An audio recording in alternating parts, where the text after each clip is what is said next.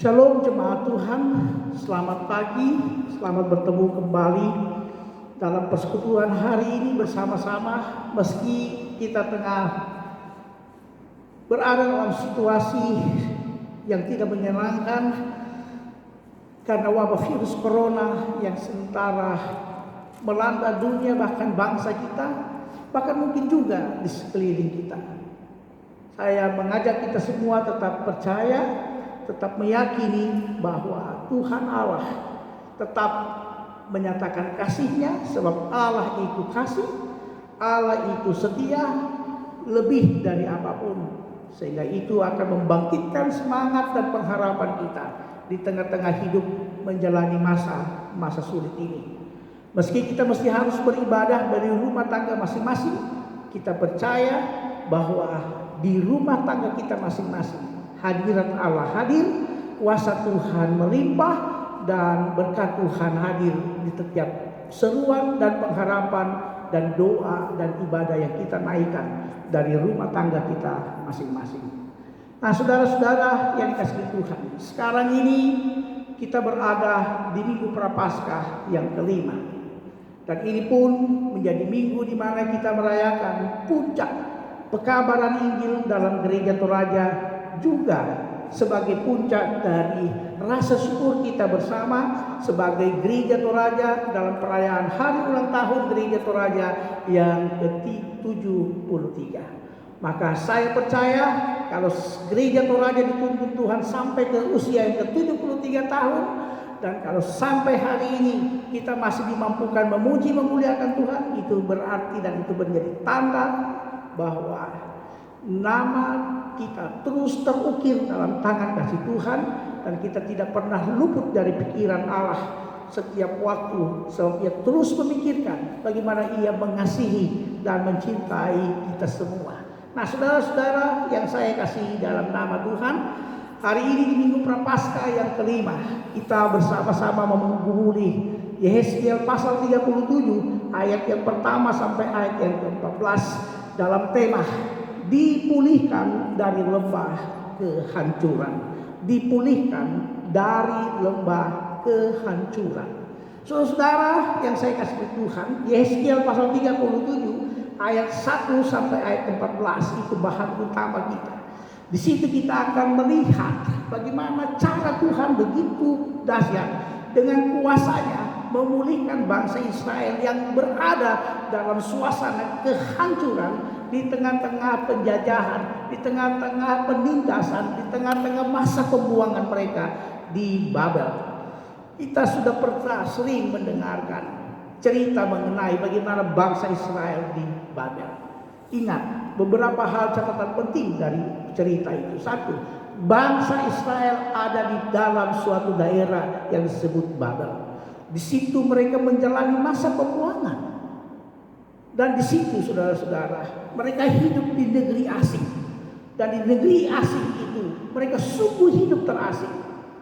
Belum lagi mereka hidup dengan berbagai-bagai penderitaan, berbagai-bagai persoalan hidup, berbagai-bagai ratap dan tangis, penindasan yang mereka alami selama mereka di Babel. Dan faktanya saudara-saudara, mereka sementara berduka cita pula. Mengapa? Karena ada begitu banyak orang yang mati, begitu banyak bangsa Israel yang mati di situ, di negeri Babel itu. Luar biasa, sebuah penderitaan yang besar, ya terlalu berat, dan ini dilakukan, dialami bangsa Israel bertahun-tahun lamanya. Mereka hidup di dalam persoalan yang luar biasa, tekanan hidup, beban hidup, penderitaan yang sangat luar biasa.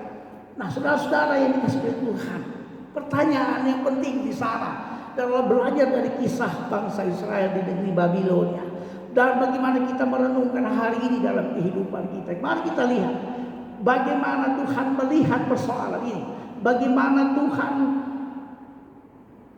memandang persoalan yang tengah dialami bangsa Israel ini. Pertanyaan yang penting di sana adalah, apakah dengan demikian Tuhan tidak mengasihi lagi bangsa Israel? Apakah dengan demikian, dengan mereka harus menjalani masa pembuangan di Babel, dengan mereka harus menjalani sebuah penderitaan yang luar biasa berat, tekanan hidup yang sangat berat. Mereka tidak bisa lagi hidup menyembah Tuhan.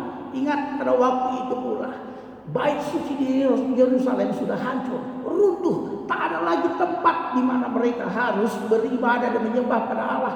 Dan kehidupan mereka sungguh luar biasa mengerikan, saudara-saudara. Nah, saudara-saudara, sekarang kembali pada pertanyaan yang saya katakan tadi. Pertanyaan penting di sana. Ada apa dengan peristiwa ini? Mengapa Tuhan mengizinkan peristiwa ini dialami bangsa Israel? Lalu bagaimana cara Tuhan bertindak untuk menolong kehidupan bangsa Israel, memulihkan mereka dari tengah-tengah kehancuran, sebagaimana tema kita malam pada hari ini. Nah, saudara-saudara yang dikasihi Tuhan, mari kita lihat apa yang dilakukan Tuhan. Apa yang dilakukan Tuhan bagi bangsa Israel untuk memulihkan bangsa itu. Dan di sini pun kita akan melihat, oh ini hal yang menjadi penting mesti diingat oleh bangsa Israel. Mengapa hal-hal itu harus mereka jalani? Nah, pertama kita akan menjawab, mengapa ini terjadi bagi bangsa Israel? Mengapa hal ini harus dialami bangsa Israel? Kehidupan yang hancur lebur, kehidupan yang mengerikan, kehidupan yang penuh dan teratapnya tangis. Saudara, kita melihat dalam konteks pembacaan ini ada beberapa kali kalimat yang sama ditekankan oleh kitab Yehezkiel dalam pembacaan ini. Di dalam ayat 6 ada dikatakan begini, aku akan memberi urat-urat padamu dan menumbuhkan daging padamu. Aku akan menutupi kamu dengan kulit dan memberi kamu nafas hidup supaya kamu hidup kembali. Dan kamu akan mengetahui bahwa akulah Tuhan. Dan kita lihat pula kalimat yang sama dikatakan dalam ayat 13, dan kamu akan mengetahui bahwa akulah Tuhan pada saat aku membuka kubur-kuburmu dan membangkitkan kamu, hai umatku, dari dalamnya. Saudara, dari dua kalimat penting itu yang berulang disebutkan dalam kitab Yehezkiel, itu disampaikan Tuhan melalui mulut Nabi Yehezkiel. Ini mau mengatakan ada satu hal yang terlupakan dalam kehidupan bangsa Israel, dalam kehidupan mereka sebagai umat Allah. Mengapa mereka harus berhadapan dengan lembah kehancuran seperti itu? Tuhan mau menegakkan bahwa Dialah Tuhan. Ada persoalan di sana, saudara-saudara. Persoalannya apa? Persoalannya adalah ketika bangsa Israel hidup sebagai umat Allah, seringkali mereka tidak menempatkan Tuhan sebagai Tuhan dalam kehidupan mereka. Seringkali mereka mengabaikan Tuhan dalam hidup mereka. Seringkali mereka melupakan Tuhan dalam hidup mereka. Seringkali mereka meninggalkan Tuhan dalam hidup mereka. Seringkali mereka lebih mengandalkan kuasa pada dirinya, kemampuan dalam dirinya. Bahkan seringkali mereka mengandalkan kuasa manusia dalam dunia hidup. Mengapa mereka harus menjalani masa-masa sulit di Babel? Dari sini kita mau melihat dua kalimat penting yang ditekankan oleh Yehezkiel. Tuhan mengatakan, katakan kepada bangsa itu, aku akan memulihkan, aku akan memberikan nafas hidup kembali kepada mereka, supaya mereka tahu bahwa akulah Tuhan. Jadi persoalan utama kita bisa merenung di sana, saudara-saudara, mengapa bangsa Israel harus mengalami masa-masa sulit ini. Tuhan ingin menegakkan kedaulatan kuasanya, bahwa Dialah Tuhan dalam kehidupan bangsa Israel, sehingga bangsa Israel tidak boleh lagi main-main dalam kehidupan percaya kepada Tuhan. Mereka tidak boleh lagi berharap pada kuasa lain. Mereka tidak boleh lagi berpaling pada kuasa lain. Karena ingat firman Tuhan dalam Keluaran 20 dalam 10 hukum Tuhan. Aku adalah Allah yang cemburu, yang membalaskan kesalahan bapa kepada anak-anaknya, kepada keturunan yang ketiga dan keempat. Saudara, itu persoalan yang paling penting dialami oleh bangsa Israel. Mengapa mereka harus menghadapi masa-masa kehancuran? Itu supaya nama Tuhan ditegakkan, kuasa Tuhan tegak dalam kehidupan bangsa Israel. Bangsa Israel tidak lagi berpikir dan mengandalkan kuasa apapun dalam dunia, termasuk apa yang ada pada diri mereka, termasuk kemampuan mereka, termasuk materi mereka, termasuk kepandaian mereka, termasuk tenaga mereka, kecantikan, kegagahan, dan semua yang ada pada diri manusia.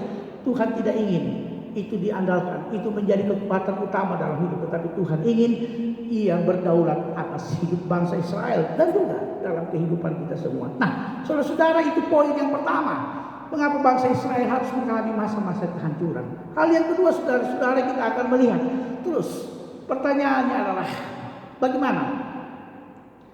Apakah Allah tidak mengasihi bangsa Israel dengan mengizinkan bangsa Israel mengalami masa-masa kehancuran di Babel? Apakah itu berarti Tuhan tidak lagi mau mengasihi bangsa Israel?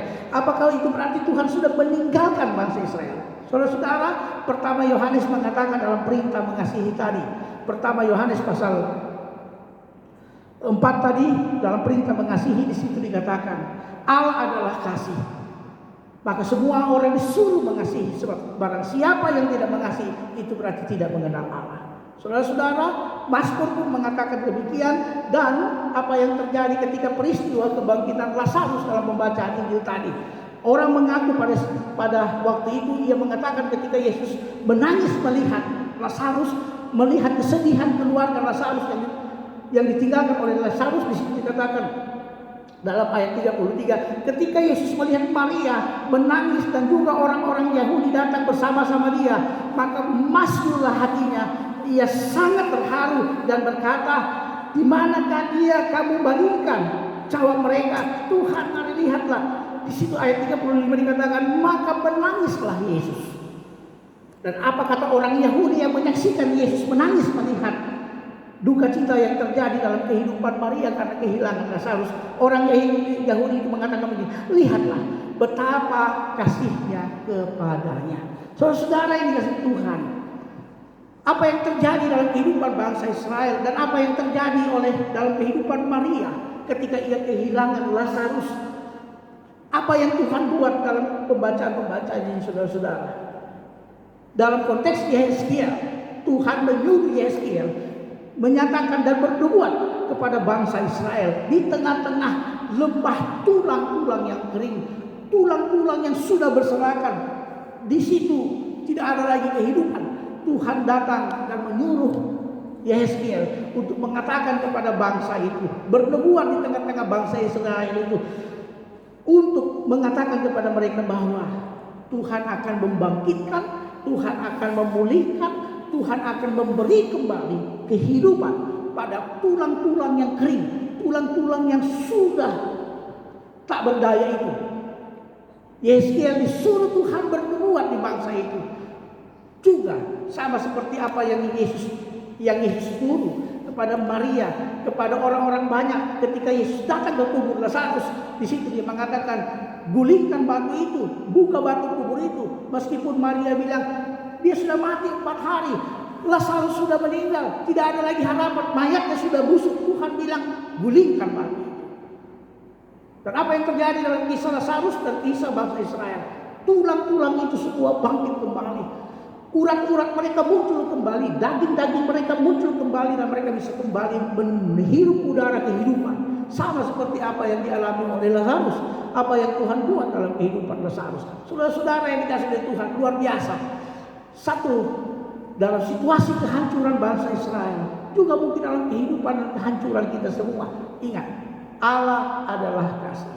Allah adalah yang setia. Ia tidak pernah membalaskan kesalahan bapa kepada anak-anaknya. Ia tidak mau melihat kehancuran umatnya. Ia tidak mau melihat kesedihan Maria. Ia tidak mau melihat kesedihan kita semua. Meski hari-hari ini kita dirundung duka, dirundung bencana yang luar biasa. Tapi saudara-saudara, apa yang dibuat Tuhan kepada Israel, apa yang dibuat Tuhan kepada Maria dan Lazarus, apa yang dibuat Tuhan pada kita sejauh ini, kita percaya Allah tetap adalah kasih. Allah memulihkan kehancuran bangsa Israel. Allah membangkitkan tulang-tulang kering itu. Tuhan menumbuhkan lagi urat-urat, daging-daging pada tulang-tulang itu. Luar biasa. Siapa yang bisa buat hal seperti ini? Gak ada manusia yang bisa buat. Hanya Tuhan yang berdaulat, yang berkuasa atas hidup kita. Ini menandakan, saudara-saudara, betapa cinta dan kasihnya, sayangnya Tuhan kepada bangsa Israel, sama seperti sayangnya Tuhan kepada Maria untuk melihat kembali Lazarus hidup. Maka saudara-saudara, Yohanes mengatakan tadi, Injil kita mengatakan tadi, ingat Allah adalah kasih. Satu perintah mengasihi kita mengatakan adalah kasih. Allah tidak bisa memungkiri dan tidak bisa membohongi dirinya, bahwa di saat ia pun menginginkan sesuatu perubahan dalam hidup, itu juga Tuhan, di situ juga Tuhan tetap menyertai kita dengan kasih-Nya, dengan kuasa-Nya. Tuhan tidak ingin kita bersedih berlama-lama. Tuhan tidak ingin melihat kita larut dalam ratap dan tangis dalam kehidupan ini. Sebab apa? Tangan kuasa-Nya selalu terulur untuk kita semua. Nah, saudara-saudara yang dikasihi Tuhan, karena itu saudara-saudara, saya mau mengajak kita semua di masa prapaskah yang kelima, meskipun untuk sementara waktu kita harus beribadah di rumah masing-masing, kita harus mendirikan mezbah kita di rumah tangga kita masing-masing. Itu bukan soal, itu bukan persoalan. Yang menjadi soal adalah ketika kita tidak lagi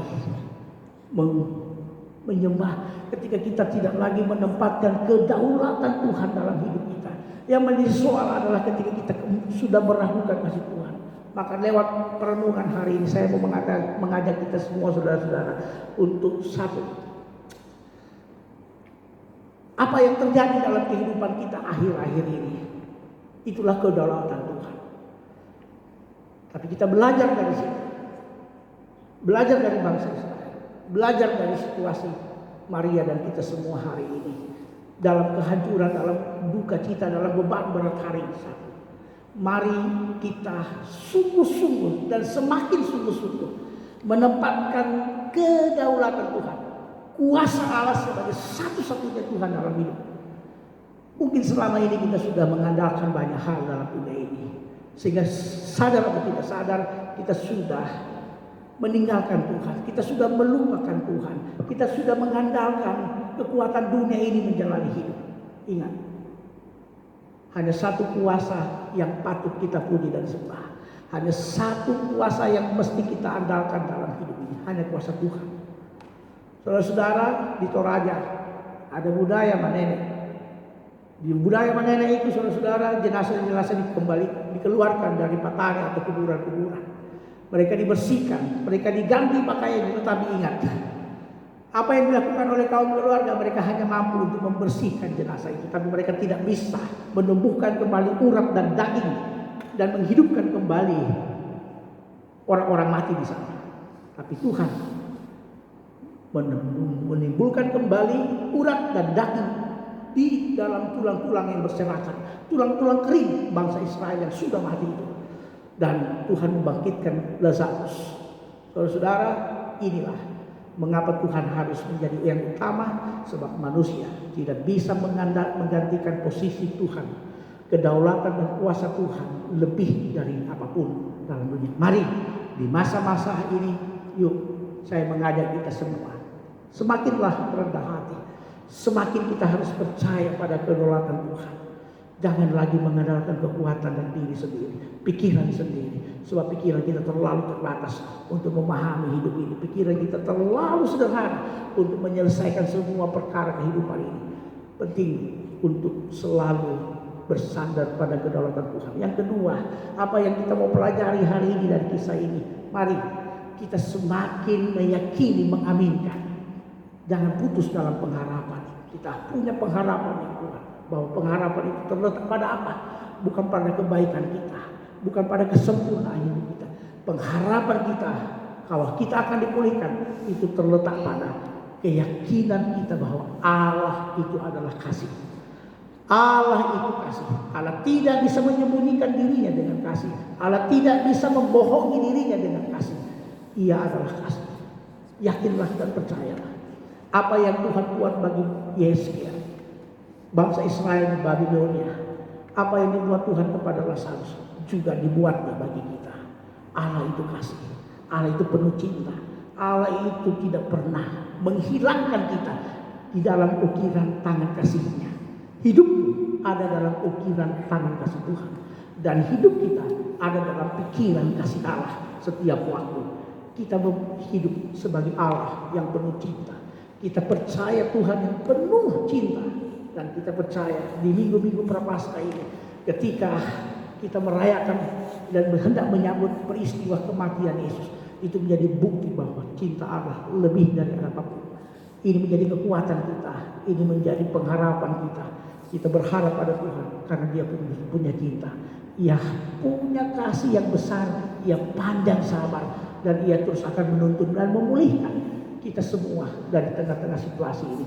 Yang dibutuhkan dari kita adalah mari tetap tenang, tetap tenang. Seorang dokter mengatakan dengan sikap tenang di rumah, dengan sikap berdiam diri dengan penuh ketenangan, itu akan membantu meringankan pikiran kita menghadapi masa-masa sulit pandemi COVID-19 ini. Butuhkan ketenangan, maka bangunlah ketenangan itu di rumah bersama dengan keluarga yang kita cintai, sambil meyakini kita menyembah Allah yang penuh cinta dan kasih. Allah adalah setia, Allah tidak akan pernah meninggalkan kita. Maka kita selalu tenang sambil kita tetap terus berdoa, kita terus berkarya, kita terus memuliakan Tuhan, Allah yang berdaulat atas semua apa yang kita alami. Kita percaya, saudara-saudara, apa yang akan dialami, apa yang kita alami hari ini akan diubahkan Tuhan. Apa yang kita gumuli hari ini yang membuat kita harus beraktivitas di rumah, anak-anak harus belajar di rumah, kita pun harus beribadah di rumah, semuanya akan berlalu. Badai ini akan berlalu seiring dengan cinta Tuhan yang tak habis-habisnya dinyatakan bagi kita. Yakinkanlah dalam diri kita, Allah adalah setia, Allah penuh kasih, maka sembahlah Dia. Peristiwa ini juga membawa kita sekali lagi untuk terus menempatkan Tuhan dalam kedaulatan utama dalam hidup. Saya percaya seluruh jemaat Tuhan, Gereja Toraja Jemaat Batam dimanapun, akan selalu hidup dalam pemulihan Tuhan dari waktu ke waktu. Karena itu percayalah, berserahlah, tenanglah, nantikan tangan Tuhan yang sudah mengukir hidupmu dalam kasih, bekerja memulihkan dunia ini, bangsa kita, bahkan kota kita di Batam ini. Ia akan hadir dalam setiap berkatnya bagi hidup kita semua. Tuhan memberkati seluruh jemaat Tuhan. Tetap berdoa dan kami terus berdoa. Tuhan menopang kita. Amin.